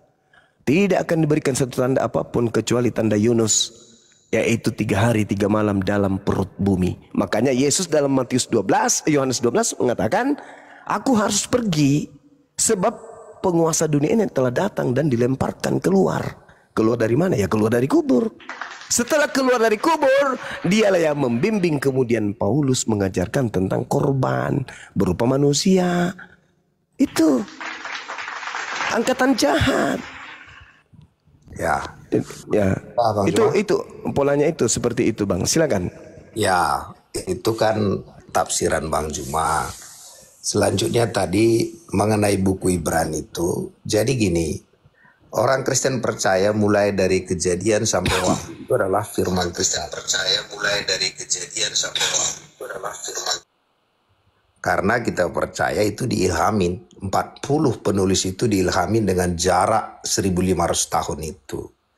Jadi sebenarnya kalau kita baca dari buku Kejadian, tidak ada yang bertentangan di situ sebenarnya, Bang Juma. Dari perspektif yang saya lihat dan yang kami lihat. Kalau Bang Juma melihat dari perspektif yang lain, silakan. Karena orang Yahudi juga melihat dari perspektif yang Bang Juma lihat juga, maka orang Israel juga sampai hari ini tidak mempercayai Yesus sebagai Tuhan. Walaupun dalam buku Daniel itu ada dikatakan tentang anak manusia di situ. Buku Daniel anak manusia itu melambangkan Tuhan, tapi orang Yahudi menafsir lain. Nah, jadi yang mau saya sampaikan, inilah buku dari mana kita percaya Yesus menebus dosa itu tadi dibukukan di buku Ibrani itu. Tadi Bang Zuma katakan itu belum tentu siapa yang nulis. Kita mempercayai ke-40 penulis itu adalah diilhami oleh Roh Kudus. Sehingga dalam Yohanes 3:16 dikatakan, karena begitu besar kasih Allah akan dunia ini, dia sudah mengaruniakan anaknya yang tunggal, supaya setiap orang yang percaya tidak binasa, tapi yang memperoleh hidup yang kekal. Jadi ini bicara kepercayaan. kepercayaan itu susah dinilai. Jelas dikatakan ya kalau percaya memperoleh hidup yang kekal, kalau tidak percaya ya tidak memperoleh hidup yang kekal. Tapi kepercayaan kalau kita lihat kepercayaan orang itu kita nggak bisa nilai. Nah jadi iman kita memang berbeda. Kami mempercayai Yesus sebagai Tuhan, sebagai Juru Selamat, Dia mati bagi kami. Itu yang kami percayai dengan dalil-dalil yang kami lihat dalam Alkitab. Oh mungkin kita katakan, oh tapi kami lihat yang lain. Karena setan pun memakai Alkitab juga. Waktu setan itu menggoda Yesus, dipakai juga ayat Alkitab. Makanya dikatakan Roh Kudus perlu untuk menolong kita. Dari mana kita tahu itu? Dari buahnya. Buahnya itu dikunci dalam buku Galatia. Kasih, sukacita, damai sejahtera. Matikan kameramu dulu, Olan. Jangan on cam dulu kau. Matikan kameramu dulu. Oh, Bang Jo, boleh menambahkan Bang Jo, saya Kristen. oh silakan. Ya, silakan Bang. Iya, terima kasih Bang Suma dikasih kesempatan. Kalau tidak salah, 3 hari lalu saya diskusi dengan Bang Suma di pagi hari. Dan Pak Suma sudah mengakui bahwa Isa dan Yesus itu memang beda. Dan karena Yesus itu disalib ya. Nah beberapa ayat ya dasar Alkitab yang saya ingin sampaikan untuk mencari kebenaran Yesus disalib atau tidak itu. Dan sudah dijelaskan tadi oleh Bang Jo tentang dalam karya penyelamatan penebusan manusia dari kutuk dari dosa. Nah, ada 2 hal yang saya sampaikan. Yang pertama pernyataan Yesus sendiri dan kemudian kesaksian malaikat ya dan juga kesaksian para murid. Nah, pernyataan Yesus begini Bang Suma. Yesus berkata begini, Matius 20 ayat 28, Ia berkata begini, Anak manusia bukan datang bukan untuk dilayani melainkan untuk melayani ya.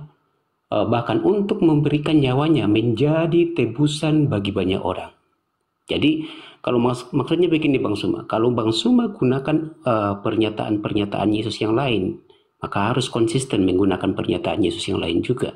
Karena Yesus sendiri berkata bahwa Ia menjadi tebusan bagi banyak orang.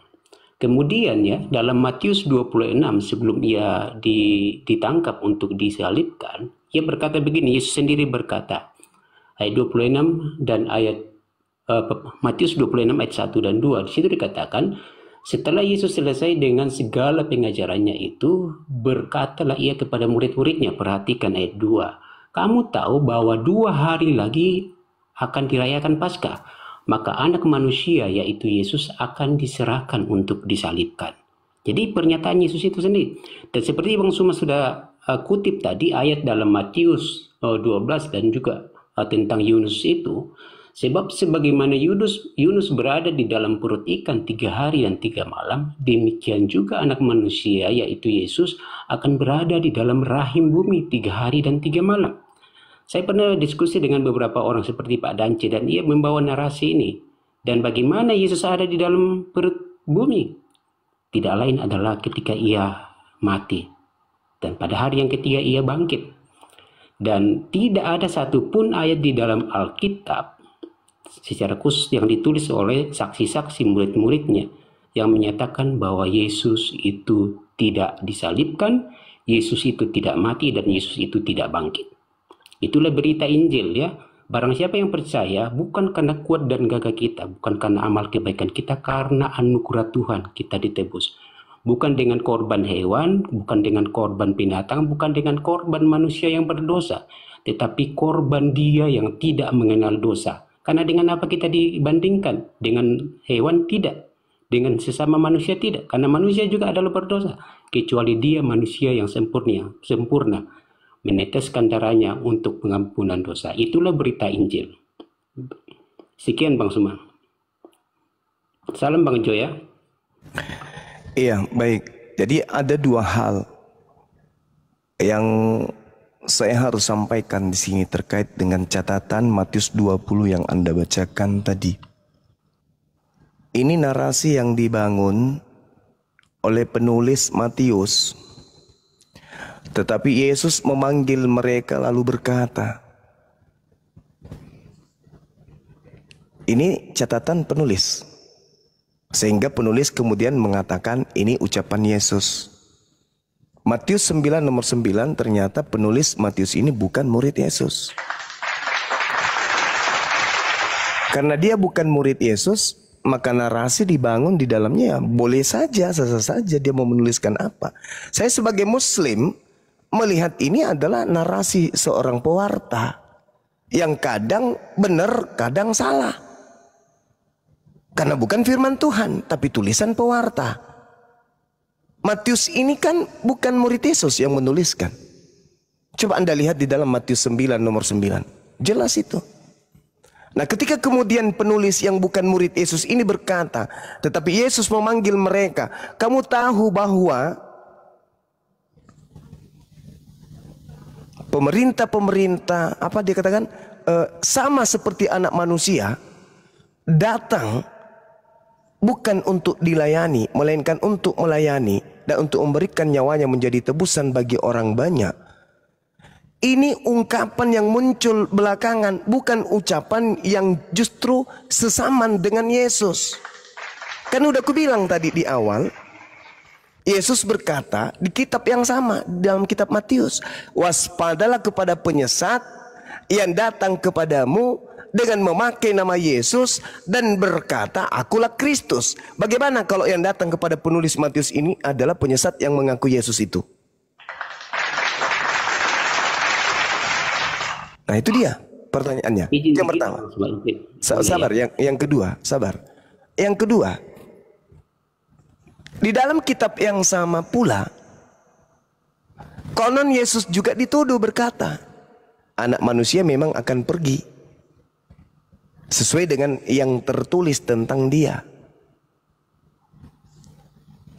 Nah, di sini saudara, jelas dalam original teksnya ada tertulis grapo, artinya ada tertulis. Dengan kata lain, sebelum Yesus mengucapkan ucapan ini, sudah ada tertulis tentang Yesus.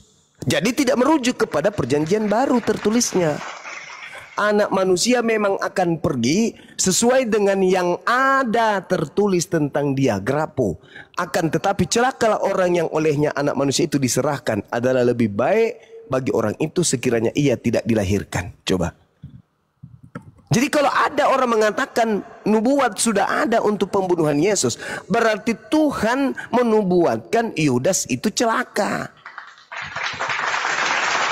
Tuhan menentukan Yudas ini celaka. Berarti Yudas ini adalah korban yang harus celaka karena adanya nubuat pembunuhan untuk dosa-dosa orang Roma, Yunani, orang Belanda, orang Kristen yang ada di Indonesia. Anak manusia memang akan pergi sesuai dengan yang ada tertulis. Yang tertulis pada saat Yesus berucap itu hanya perjanjian lama. Sedangkan di dalam Lukas 24 kalau Anda baca dengan teliti, di situ diterangkan di data nomor 24-nya jelas sekali, aku memang harus menggenapi apa yang tertulis tentang aku di dalam kitab Taurat. Nah, mana di dalam kitab Taurat bahwa dosa ditebus dengan dosa dengan darah manusia? Ada? Enggak ada. Yang ada dalam Taurat, jangan kau membunuh orang yang tidak bersalah. Jangan kau membunuh orang yang benar. Sebab aku Tuhan tidak akan membenarkan orang yang berdosa. Keluaran 23 nomor 7 nomor 8. Bahkan dikatakan terkutulah orang yang makan suap. Ulangan 27 nomor 25. Siapa yang makan suap yang celaka? Yudas. Kenapa jadinya Yesus yang celaka? Sekali lagi saya katakan kepada saudara, saya tidak percaya kepada buku saudara ini, tapi saya jadikan sebagai referensi. Sebagaimana saya tidak percaya kepada buku matematika bahwa itu adalah firman Tuhan, tapi saya jadikan sebagai referensi ilmu. Begitu juga saya tidak percaya kepada kitab Matius ini sebagai firman Tuhan, tetapi saya jadikan sebagai referensi ilmu. Oke, Yesus sendiri yang berkata, aku harus pergi, anak manusia harus pergi sesuai dengan apa yang ada tertulis tentang dia. Berarti perjanjian lama. Dikuatkan di dalam Lukas 24 tentang Taurat. Nah, apa yang tertulis di Taurat? Adakah persembahan korban dengan darah manusia? Tak ada itu, Bang. Silakan. Makasih Bang Juma. Statement Bang Juma tidak percaya tentang Alkitab itu sebenarnya membuat kita dari tak perlu ada yang dibahas. Kenapa? Kalau memang Bang Juma nggak percaya, kita bahas apapun nggak ada gunanya, itu yang pertama. Jadi silakanlah, makanya kan di kita Muslim juga ada agamamu agamaku, agamaku, kira-kira begitu. Jadi maksud saya, tadi kita sudah berulang kali jelaskan dari kejadian itu, konsep yang Bang Juma bawa inilah yang dibawa oleh orang Yahudi. Maka orang Yahudi pun tidak percaya akan hal itu. Kalau sudah menyangkut kepercayaan, kita kasih dalil manapun tetap aja kita tidak percaya. Jadi tadi saya sudah bagi buku Ibrani, Bang Juma katakan buku Ibrani itu dipertanyakan itu, belum tahu siapa pengarangnya, itu benar. Tapi kami mempercayai semua itu kejadian sampai wahyu itu adalah firman Tuhan. Dan bagi kami, karena ada ditulis begini, bagi orang-orang yang belum terbuka matanya, itu ada di Alkitab dikatakan, maka pembacaan kitab Taurat itu matanya terselubung sampai hari ini. Jadi memang banyak hal-hal kalau kita nggak lihat dari perspektif yang benar, dari cara yang kita percayai benar tentang penyelamatan dari kejadian sampai wahyu itu, memang agak susah. Contoh dalam buku Kejadian. Waktu manusia jatuh ke dalam dosa, Allah yang mencari. Dan Allah bertanya kepada Adam, di mana engkau Adam? Dan dari situlah konsep orang Kristen mengatakan Allah mencari manusia. Maka dikirimnyalah nabi-nabi. Nabi-nabi dikirim, banyak yang dibunuh. Terakhir, setelah diberikannya juga Taurat, penulis Taurat itu adalah Musa. Musa pun tidak sampai ke tanah perjanjian. Dia juga nggak nyampe. Akhirnya dibawalah Joshua. Joshua itulah sebenarnya nama Yesus. Jadi supaya bisa masuk ke tanah perjanjian itu membutuhkan Joshua. Yesus itulah juru selamat. Dari konsep itulah dibawanya. Jadi ada topologi dari perjanjian lama ke perjanjian baru.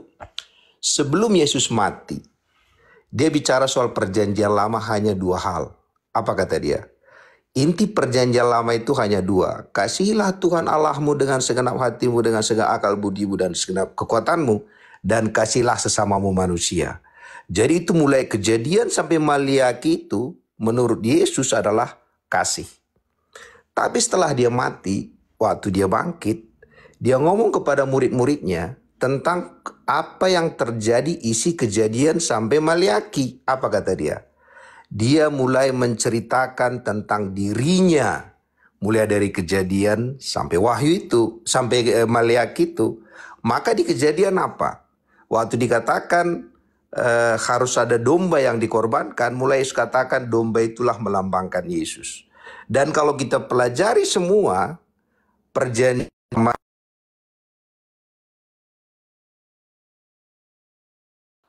Apa diturunkan, Bang?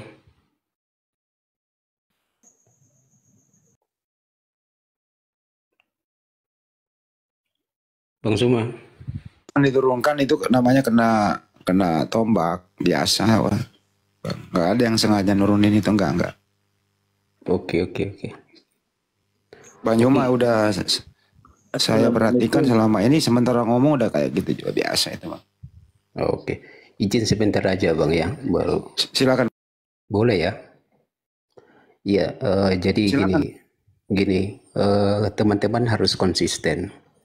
Kalau Bible itu sudah dipalsukan, alangkah baiknya jangan dikutip-kutip, diambil yang menguntungkan dan dihina yang tidak menguntungkan. Itu yang pertama. Dan yang kedua, jelas di dalam Bible bahwa Yesus, sejarah tentang Yesus, keberadaan Yesus di bumi itu sangat jelas. Mulai dari lahir sampai ia terangkat ke surga, itu sangat runtut dan detail. Nah, oleh sebab itu saya sudah pernah diskusi dengan Suma bahwa ia sudah menyatakan bahwa Isa dan Yesus itu beda karena Isa tidak disalib sedangkan Yesus disalib. Dan Yesus di dalam Bible itu jelas adalah korban penebusan bagi kami, ya, bagi dosa kami. Itu yang pertama. Dan yang kedua, harus dipahami mengapa kami menggunakan perjanjian lama, ya. Itu karena satu kesatuannya tidak terpisahkan, dan Yesus sendiri menyatakan bahwa harus digenapi itu dalam Lukas pasal 24 ayat 44. Harus digenapi segala yang tertulis tentang aku dalam kitab Taurat Musa, dalam kitab Nabi-Nabi dan kitab Mazmur. Jadi itu sangat detail, tidak dapat dipisahkan. Dan sampai pada saat ini Kristen tidak pernah mengubah kisah sejarah yang ada di dalamnya. Sangat konsisten dengan hal itu. Itu yang perlu dipahami. Dan oleh sebab itu ya, kekristenan sangat memelihara tentang apa yang ada di dalam Taurat Pentatuk, dan semua itu sangat dipegang sampai saat ini dari sisi hukum-hukum moralnya. Nah, oleh sebab itu ya, khususnya di dalam hal penyaliban ya, kan ini banyak hal-hal yang berujung kepada istilahnya itu berusaha untuk memutarbalikkan fakta yang sebenarnya. Saya pernah diskusi dengan Suma, siapa yang disalib sebenarnya? Beliau pun tidak tahu. Bahkan para ulama Islam yang berpolemik sesuai surat An-Nisa itu adalah kalian sendiri sebenarnya, saudara-saudara Islam, tidak tahu siapa yang disalib. Itu yang saya ingin sampaikan. Gantian kan ya? Itu ya. Gantian ya. Ya, sebentar lagi Bang. Dikit aja, 1 menit boleh ya? Karena itu jujurlah, berdakwalah berdasarkan kitab Anda, kebenaran Anda, tapi jangan memaksakan kebenaran Anda untuk memutarbalikkan kebenaran yang sesungguhnya di dalam Bible itu. Itu saja Bang. Tuhan Yesus memberkati kalian semua. Kiranya kebenaran, jalan kebenaran, sang hidup itu, pemberi hidup kekal, yaitu Yesus Kristus, menghampiri kalian, memberikan hidayah bagi kalian. Tuhan memberkati. Terima kasih ya Fandi ya. Ini mentah. Jangan kemana-mana dulu Bang, dengerin dulu. Saudara. Jadi apa yang Anda lakukan ini mental Belanda, mental penjajah. Anda minta kami kemudian berhenti membahas kitab saudara, tapi Anda mendoakan kami supaya diberkati sama Tuhan Anda yang keluar dari kubur itu, kan lucu Anda saudara. Lucu Anda itu namanya. Jadi gini tugas saudara. kami untuk memberitakannya Bang. So, maksud begini. Bang, dengerin dulu Bang, gantian Bang Juma lagi. Jadi Anda punya tugas memberitakan, terus kami manut aja kayak orang yang di gereja itu. Manut Tuhan. Nah, makanya saudara gini. Kenapa saya menggunakan kitab saudara? Untuk menyadarkan saudara, kalau tadi yang turun itu kenapa? Ya udah, kalau Anda mengatakan Anda tidak percaya, kita nggak usah bahas. Tidak, bukan begitu. Agama Kristen ini agama syiar yang diajarkan kepada kami juga umat Kristen, umat Islam. Makanya muncul kristenisasi, pemurtadan, pendangkalan agama, pendangkalan akidah, misionaris di mana-mana, melalui pendidikan, melalui kesehatan, melalui ekonomi. Kalian masuk ke semua sendi untuk kemudian memurtadkan kami. Maka saya menjelaskan, bukan berarti saya percaya. Minimal Anda beriman kepada kitab tersebut. Seibarat Anda percaya uang palsu yang ada di tangan Anda itu sebagai uang asli. Maka tugas saya yang tahu menjelaskan bahwa yang ada di tangan Anda itu adalah uang palsu. Jangan alergi dengan itu. Oke, kita analogi ya. Mana yang duluan, uang palsu atau uang asli? Yang duluan itu adalah uang palsu bisa, uang asli bisa. Lah, inilah teorinya Islam bertakiyah. Loh, kok bertakiyah? Uang palsu duluan, baru uang asli. Bagaimana ceritanya orang mau mencetak? Sabar dulu kawan. Sabar dulu. Ya, silakan.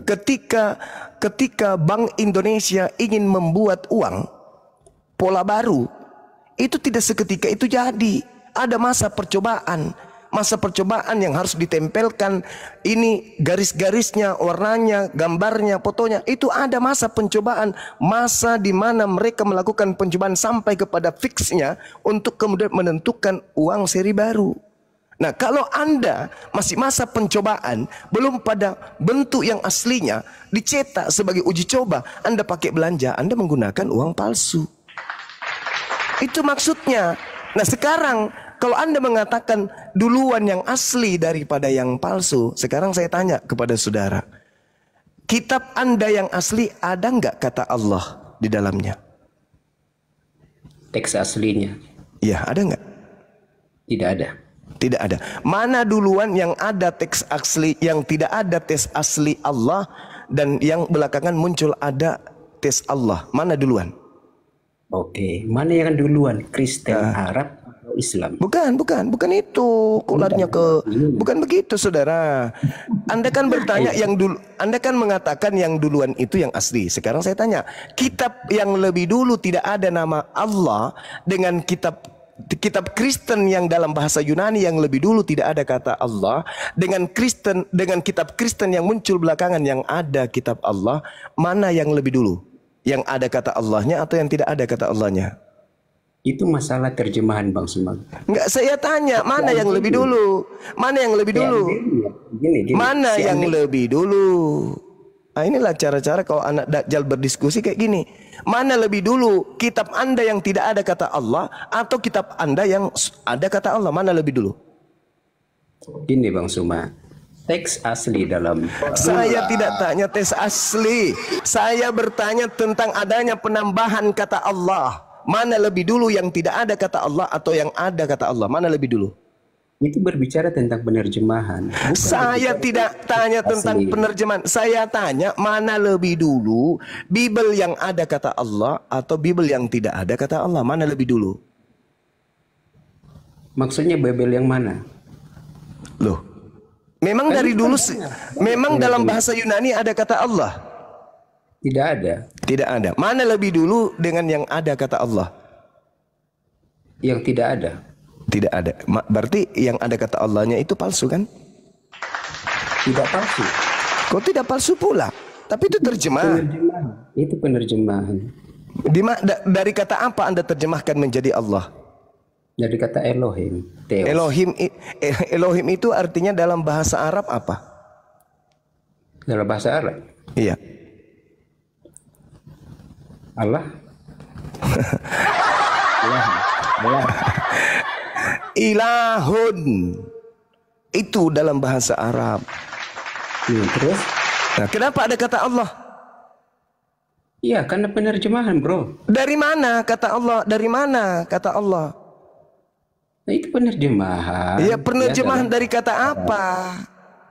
Begini, bro, harus pelajari bagaimana sejarah penerjemahan. Ya. Jangan ajarin saya, Cak Ayu. Jangan ajarin saya. Jadi kalau Anda berbicara mengenai mana duluan, mana belakangan, lalu itu menjadi dasar pijakan Anda menjadikan palsu, berarti Bible Anda palsu. Karena yang pertama tidak ada kata Allah, sekarang ada. Yang dulu tidak ada kata Allah, sekarang ada. Berarti yang sekarang ini palsu. Iya, buat Anda ya. Maksudnya gini, loh, Anda mengatakan pernyataan itu. Gini Suma, sampai sekarang Kristen Jazirah Arab itu tetap menggunakan kata Allah dan di sana itu di Arab, itu di Arab, ini di Indonesia.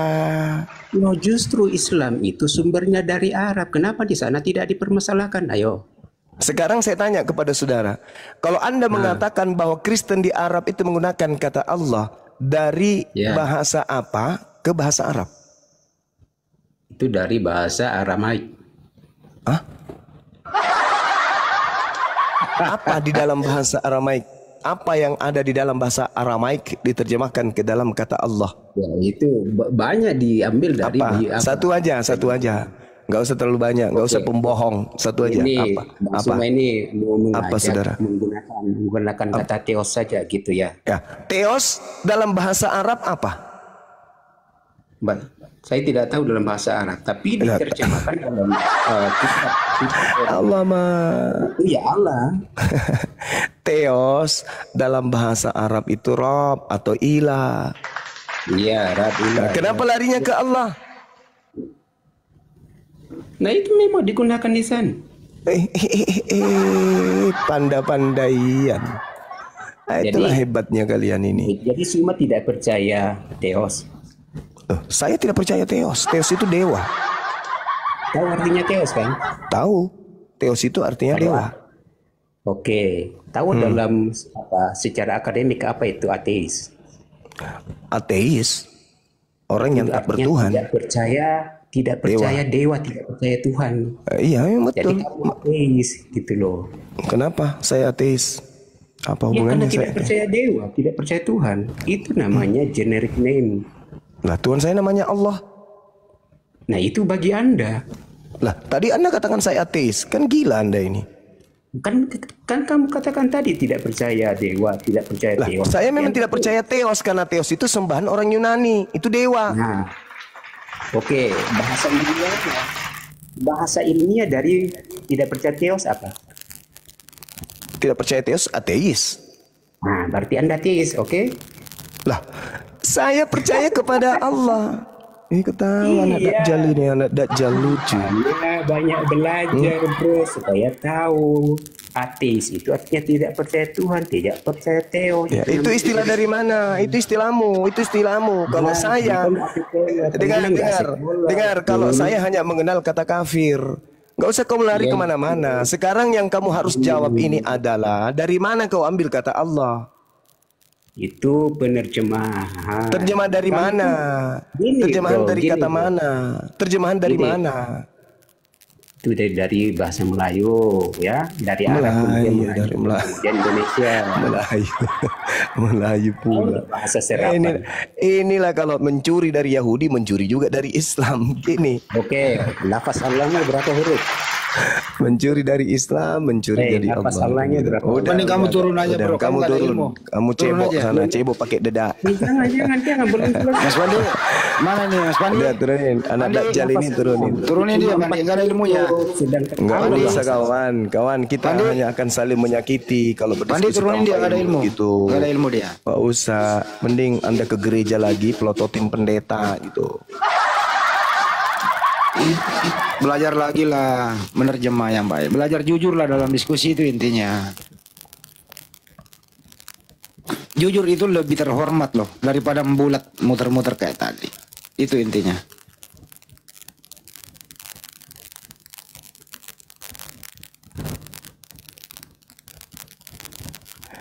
Oke, teman-teman sekalian, saya kira kita tidak perlu perpanjang ya kepada orang-orang.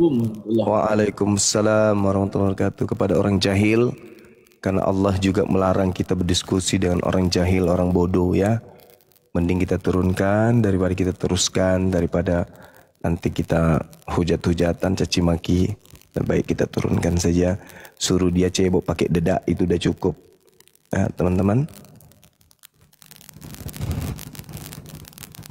Yang nggak jujur. Betul. Iya, silakan. Silakan, Dek. Mana hostnya nih? Gak ada hostnya. Siapa host ini gedein tuh? Aku nggak, bukan moderator nih. Mana nih hostnya nih? Wah, nggak nampak nih. Host tidur ya, udahlah. Kita baca aja di dalam Yohanes 20:17. Apa nih katakan? Kata Yesus kepadanya, janganlah engkau memegang aku sebab aku belum pergi kepada Bapa. Tetapi pergilah kepada saudara-saudaraku dan katakanlah kepada mereka bahwa sekarang aku akan pergi kepada Bapakku dan Bapakmu, kepada ini yang mereka bawa ya. Allahku dan Allahmu ini yang mereka bawa ya. Padanan katanya, apa yang dia bilang tadi, orang Aram pakai kata Allah. Ini padanannya. Qala laha Yasua. Nah, la talmisini li inni lam as'ad ba'da ila abi walakin adhabi ila ikhwati wa qawli lahum inni as'adu ila abi wa abikum wa ilahakum wa ilahakum. Berarti ilah ya. Nah, ilahun. Nah, mereka ekstrak kata ilahun menjadi Allah. Mereka ekstrak kata ilahun menjadi Allah. Itulah kebohongan-kebohongan kata Bang Jumai siapa tadi? Anak Dajjal. Bener ya. Geril Dajjal nih. Kita gedein lagi lebih gede nih. Ekstraknya as'adu ila abi wa abikum wa ilahi ila hukum. Oke? Nah. Terima kasih banyak. Ada pertanyaannya Bang Yuma, cakep banget itu. Membuat dia nggak bisa menjawab antara asli dan palsu, antara yang menyontek dan tidak, mengenai penggunaan kata Allah itu gitu. Kenapa tiba-tiba di terjemahan ada, kalau tadinya nggak ada, itu dia nggak bisa. Jadi mulai nggak jujur di situ. Mestinya kalau diskusi itu jujur, supaya lu berilmu, tetap menjadi Kristen yang baik. Oh iya Bang Yuma ya. Saya baru tahu loh ilmu kayak begini. Selama ini aku nggak pernah diajarin loh. Nah itu begitu dong kalau diskusi. Menerima kenyataan supaya cepat kelar. Jangan bulat. Sudah tidak bisa apa-apa ya muter-muter. Akhirnya apa? Kemana-mana memancing supaya hujat menghujat. Nah, ini kalau udah begini di-cut selesai. Itu kira-kira. Mungkin waktunya istirahat Bang Yuma. Udah jam 3 di sana. Gimana? Tutup ya? Iya kan, silakan dimonitor, silakan. Ada Daman bisa ditutup sekalian. Biar Bang Yuma bisa istirahat juga. Hostnya dulu mana tahu host yang ditinggal sendiri. Iya, tadi bisa dibesar-besarin sama host. Mana hostnya? Atau kalau ada moderator di bawah, terserah. Enggak, kalau misalnya teman-teman kita masih mau lanjut silakan aja.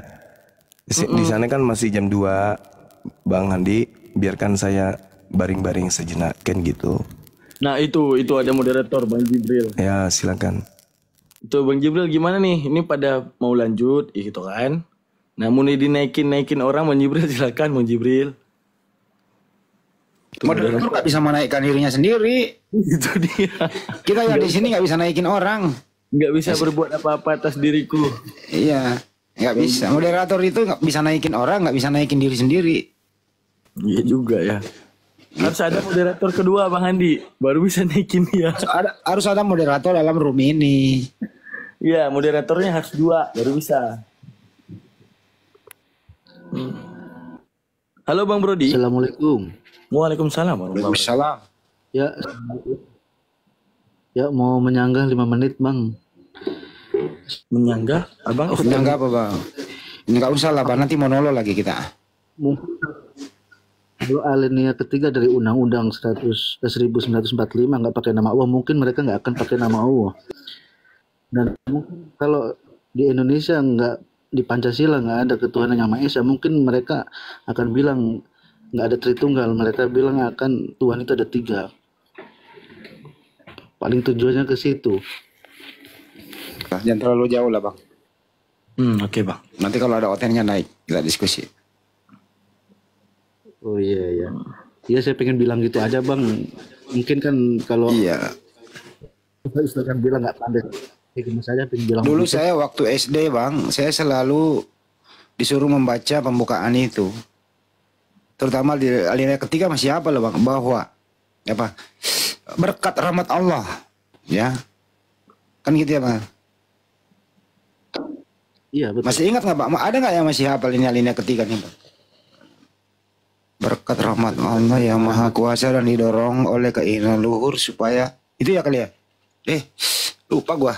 Ada yang hafal nggak alinea ketiga pembukaan? Gua jadi lupa, blank.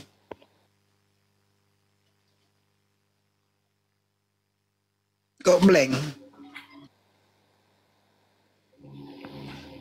Nah, para penerjemah gereja itu Allah itu dianggapnya Tuhan kali.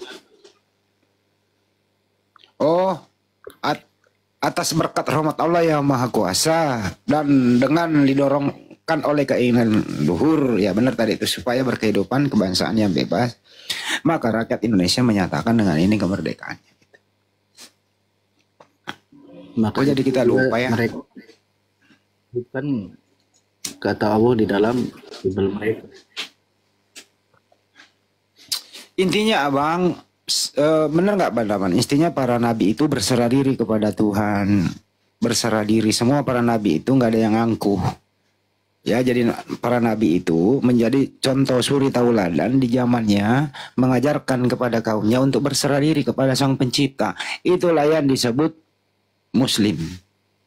Jadi orang yang berserah diri kepada Tuhan Muslim. Semua para nabi begitu. Nggak ada itu para nabi menyembah berhala, nggak ada. Justru para nabi itu memperkenalkan sembahan yang benar itu, Sang Pencipta alam semesta, dengan berbagai keadaan tertentu, tentu dengan syariatnya masing-masing, dengan bahasa kaumnya.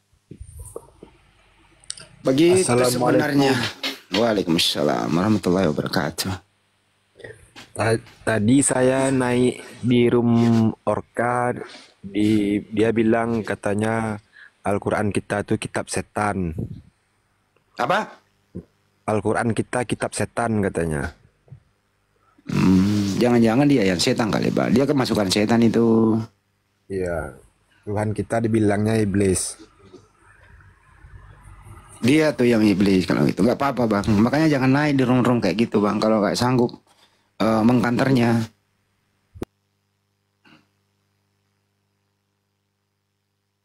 Ya udah diturunin. Padahal saya mau bilang, seandainya abang nggak kesana dan nggak naik, kira-kira ada nggak pernyataan-pernyataan itu? Ya pasti nggak ada kan? Salah sendiri siapa suruh kesana. Anda yang naik berarti dia nggak menolak. Ada Anda yang mempunyai hak jawab. Mending kalau Anda bisa lurusin. Itu pun kalau Anda lurusin dengan ilmu, mending dia dengerin. Karena orang yang demikian itu udah sulit untuk diskusi. Dia ngomong pasti dia nggak mau dengerin. Apalagi bukan di rumah muslim. Nah pasti dia yang berkuasa. Gitu. Jadi hindarilah ya. Oke.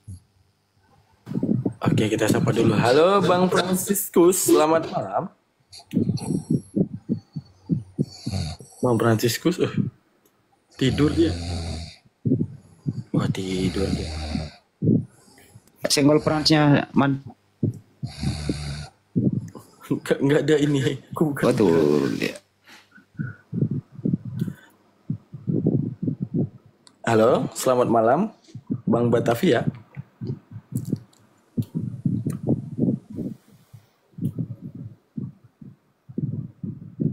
Bang Batavia.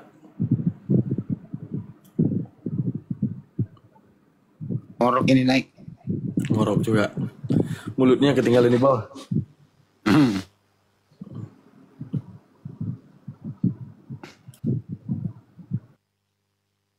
Besok aku hari bahagia. Benar. Kenapa Bang Andi? Aku ketemu orang yang selama ini aku rindukan. Siapa Pak Ang? Adalah. Pak Ang. Mudah-mudahan aku bisa sholat maghrib berjamaah. Dan beliau menjadi imam. Mudah-mudahan dapat ya maghribnya. Masya Allah. Besok insya Allah. Ada deh.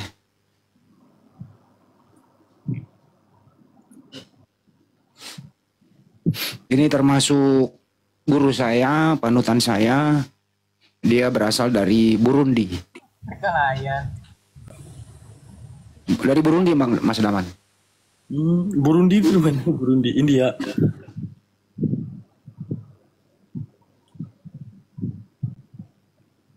Halo Bang Bangkong. Selamat malam. Assalamualaikum. Waalaikumsalam warahmatullahi wabarakatuh. Gimana Bang Bangkong? Bang Juma lagi aktif Bang. Coba disapa, mana tahu masih aktif. Assalamualaikum Bang Juma. Juma aktif di tempat tidur Bang. Oh, ada ini mau nanya. Bang. Mau nanya apa Bang? Tapi pertanyaannya kayaknya coba saya tanya dulu. Coba begini loh, sebelum bertanya coba tanya diri Anda sendiri dulu, apa sudah bisa Anda bertanya? Coba tanya dulu diri Anda. Ini nih kan mau nanya soal yang disalib tuh. Ini ada teori yang mengatakan begini, bahwa yang disalib itu kan katanya Yudas. Udahlah, nggak ada yang tertulis dimanapun Yudas disalib kecuali penafsiran. Udahlah Bang, jangan menafsir.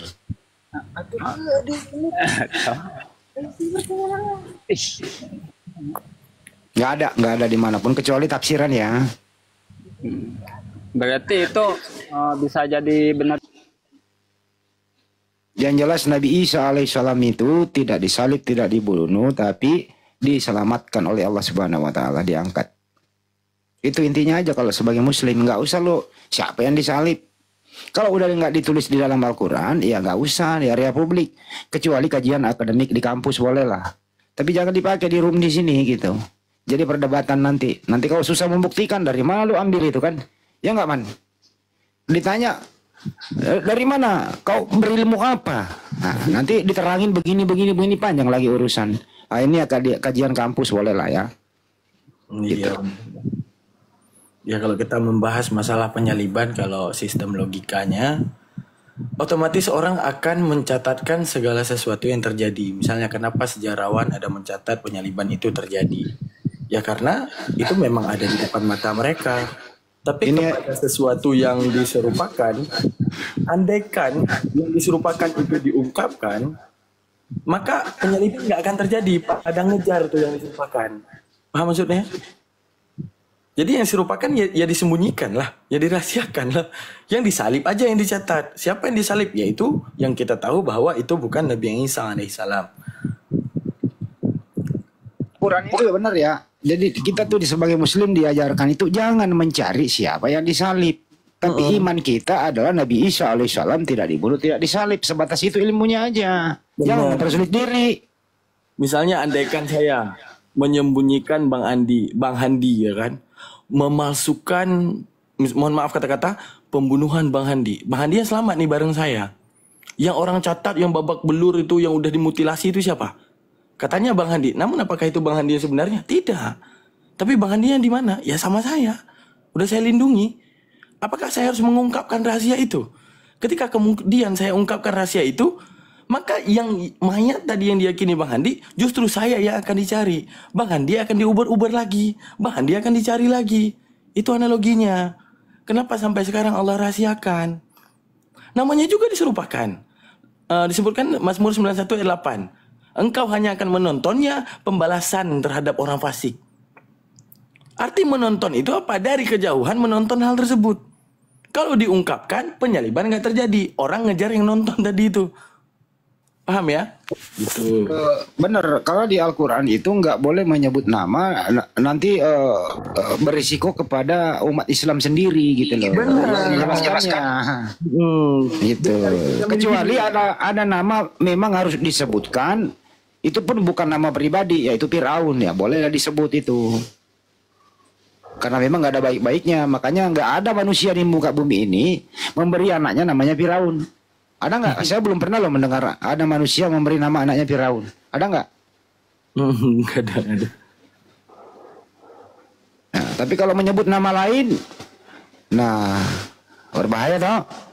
Apalagi nama yang disebut yang tadi itu. Kira-kira gitu teman-teman.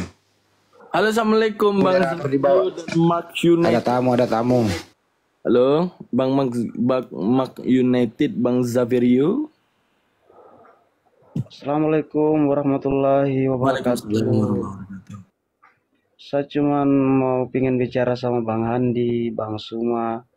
Saya maksudnya setiap mereka live saya ikut terus. Saya suka. Ya, Bang Handi sama Bang Suma dan yang lain-lain. Itu saya sama bilang Bang. Saya nggak diajak, saya diem. Ya karena siapa ini Bang Daman baru saya lihat. Kalau Bang Handi sudah sering. Setiap Bang Handi beliau live sama Bang Zuma, saya lihat juga. Saya ikuti terus sampai subuh biasa.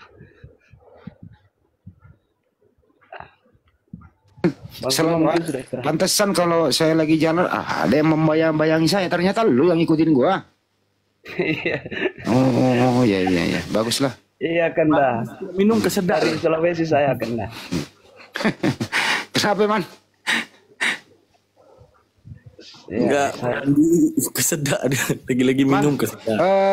Ucapkan salam ke Bang Dino. Bang Dino mantau di bawah.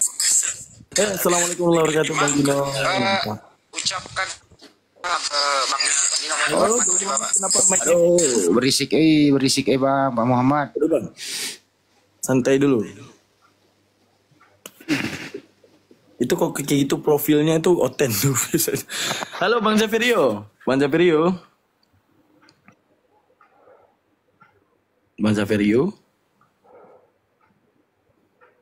Nah, ini tinggal mulutnya di bawah nih. Oh, Bang Muhammad Islam kok. Waalaikumsalam warahmatullahi wabarakatuh. Kirain noten, rupanya bukan. Bukan, Islam dia.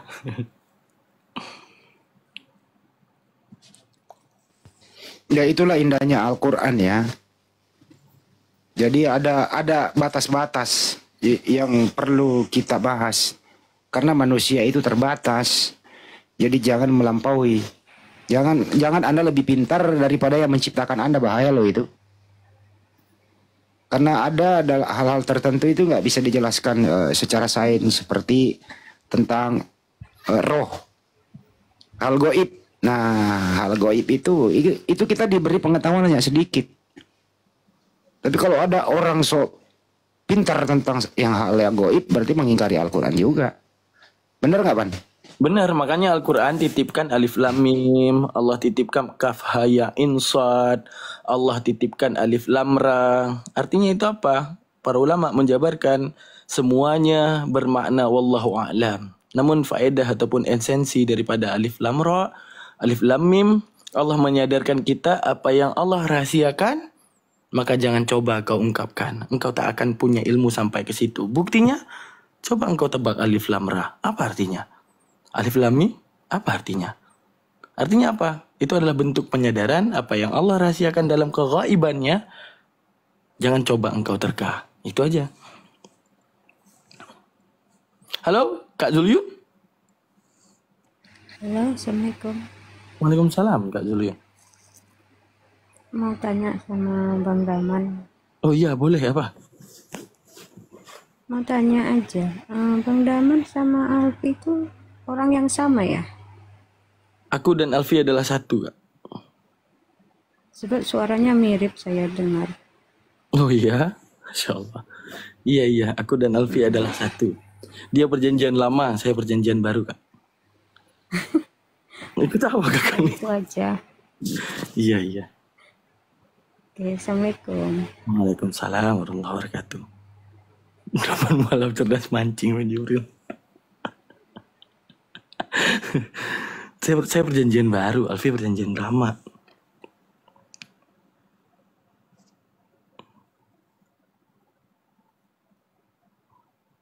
Itu dia. Mana lagi nih? Oten. Daman malam cerdas. Jibril. Oke.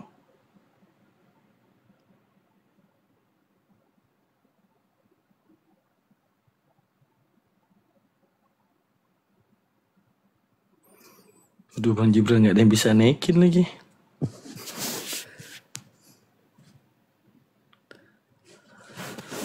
Halo Bang Kaito.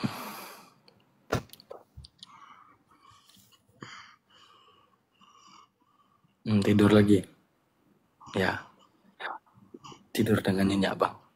Jadi kita muslim jangan ragu kalau ditanya sama Kristen, apa arti alif lam ra? Bilang aja nggak tahu. Orang para ulama sepakat nggak tahu.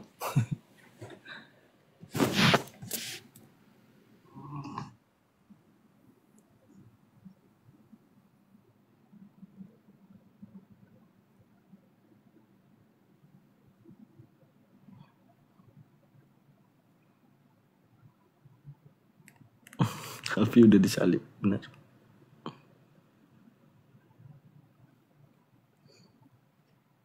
Udah habis Bang Jibril? Ahmad Salman mau nanya tauhid sama antum, boleh. Cuman jangan yang berat-berat ya Bang. Maksudnya yang menyimak kasihan kalau tauhid gitu ya. Tutup aja ya, boleh. Nggak, nanti kalau tutup, kalau semua hilang, ya tutup aja lah. Aku juga mau istirahat. Nanti tiba-tiba Fandinya kelihatan. Nggak apa-apa. Tutup aja doa keparatul majelis. Biar kita istirahat. Enggak, saya biasanya tutupnya gini Bang Andi. Apa namanya itu? Tutup pengajian kan. Itu dari ijazah. Makanya saya tutupnya bismillahirrahmanirrahim. Sambil kita berdoa. Allahumma rzuqna ya Rabbi fahman nabiyina wa hifdal mursalina wa ilhamil malaikatil muqarrabina fil afiyati rahman rahimin. Ya Allah, anugerahkan kepada kami pemahaman para nabi. Wa hifdal mursalina, dan hafalan para rasul. wa ilhamil malaikatil muqarrabin, dan segala ilham para malaikat yang berada di sekitaran kami. Fil afiyati ya arhamar rahimin, di dalam benak kami ya Allah. Amin ya rabbal alamin. Allahumma inna nastaudi'uka ma'allam tanah. Ya Allah ya Tuhanku, hadiahkan kepadaku apa yang aku belum tahu. Fardudhu ilaina inda ihtiyaji ilaihi, dan kembalikan semua ilmu itu kepadaku saat aku membutuhkannya. Wala tansina abada, dan jangan pernah engkau lupakan ilmumu ya Allah selamanya. Birahmatika ya arhamar rahimin. Subhana rabbika rabbil izzati amma yasifun, wassalamun alal mursalin, walhamdulillahi rabbil alamin. Al-Fatihah. Warahmatullahi wabarakatuh. Minasyaitonir rajim. Bismillahirrahmanirrahim. Rabbil alamin arrahmanir rahim maliki yaumiddin. Nasta'in dengan siratal mustaqim siratal ladzina. Dah seperti itu ya. Ya, oke. Terima kasih buat semuanya. Assalamualaikum warahmatullahi wabarakatuh. Selamat beristirahat. Sampai jumpa di lain kesempatan. Amin ya rabbal alamin.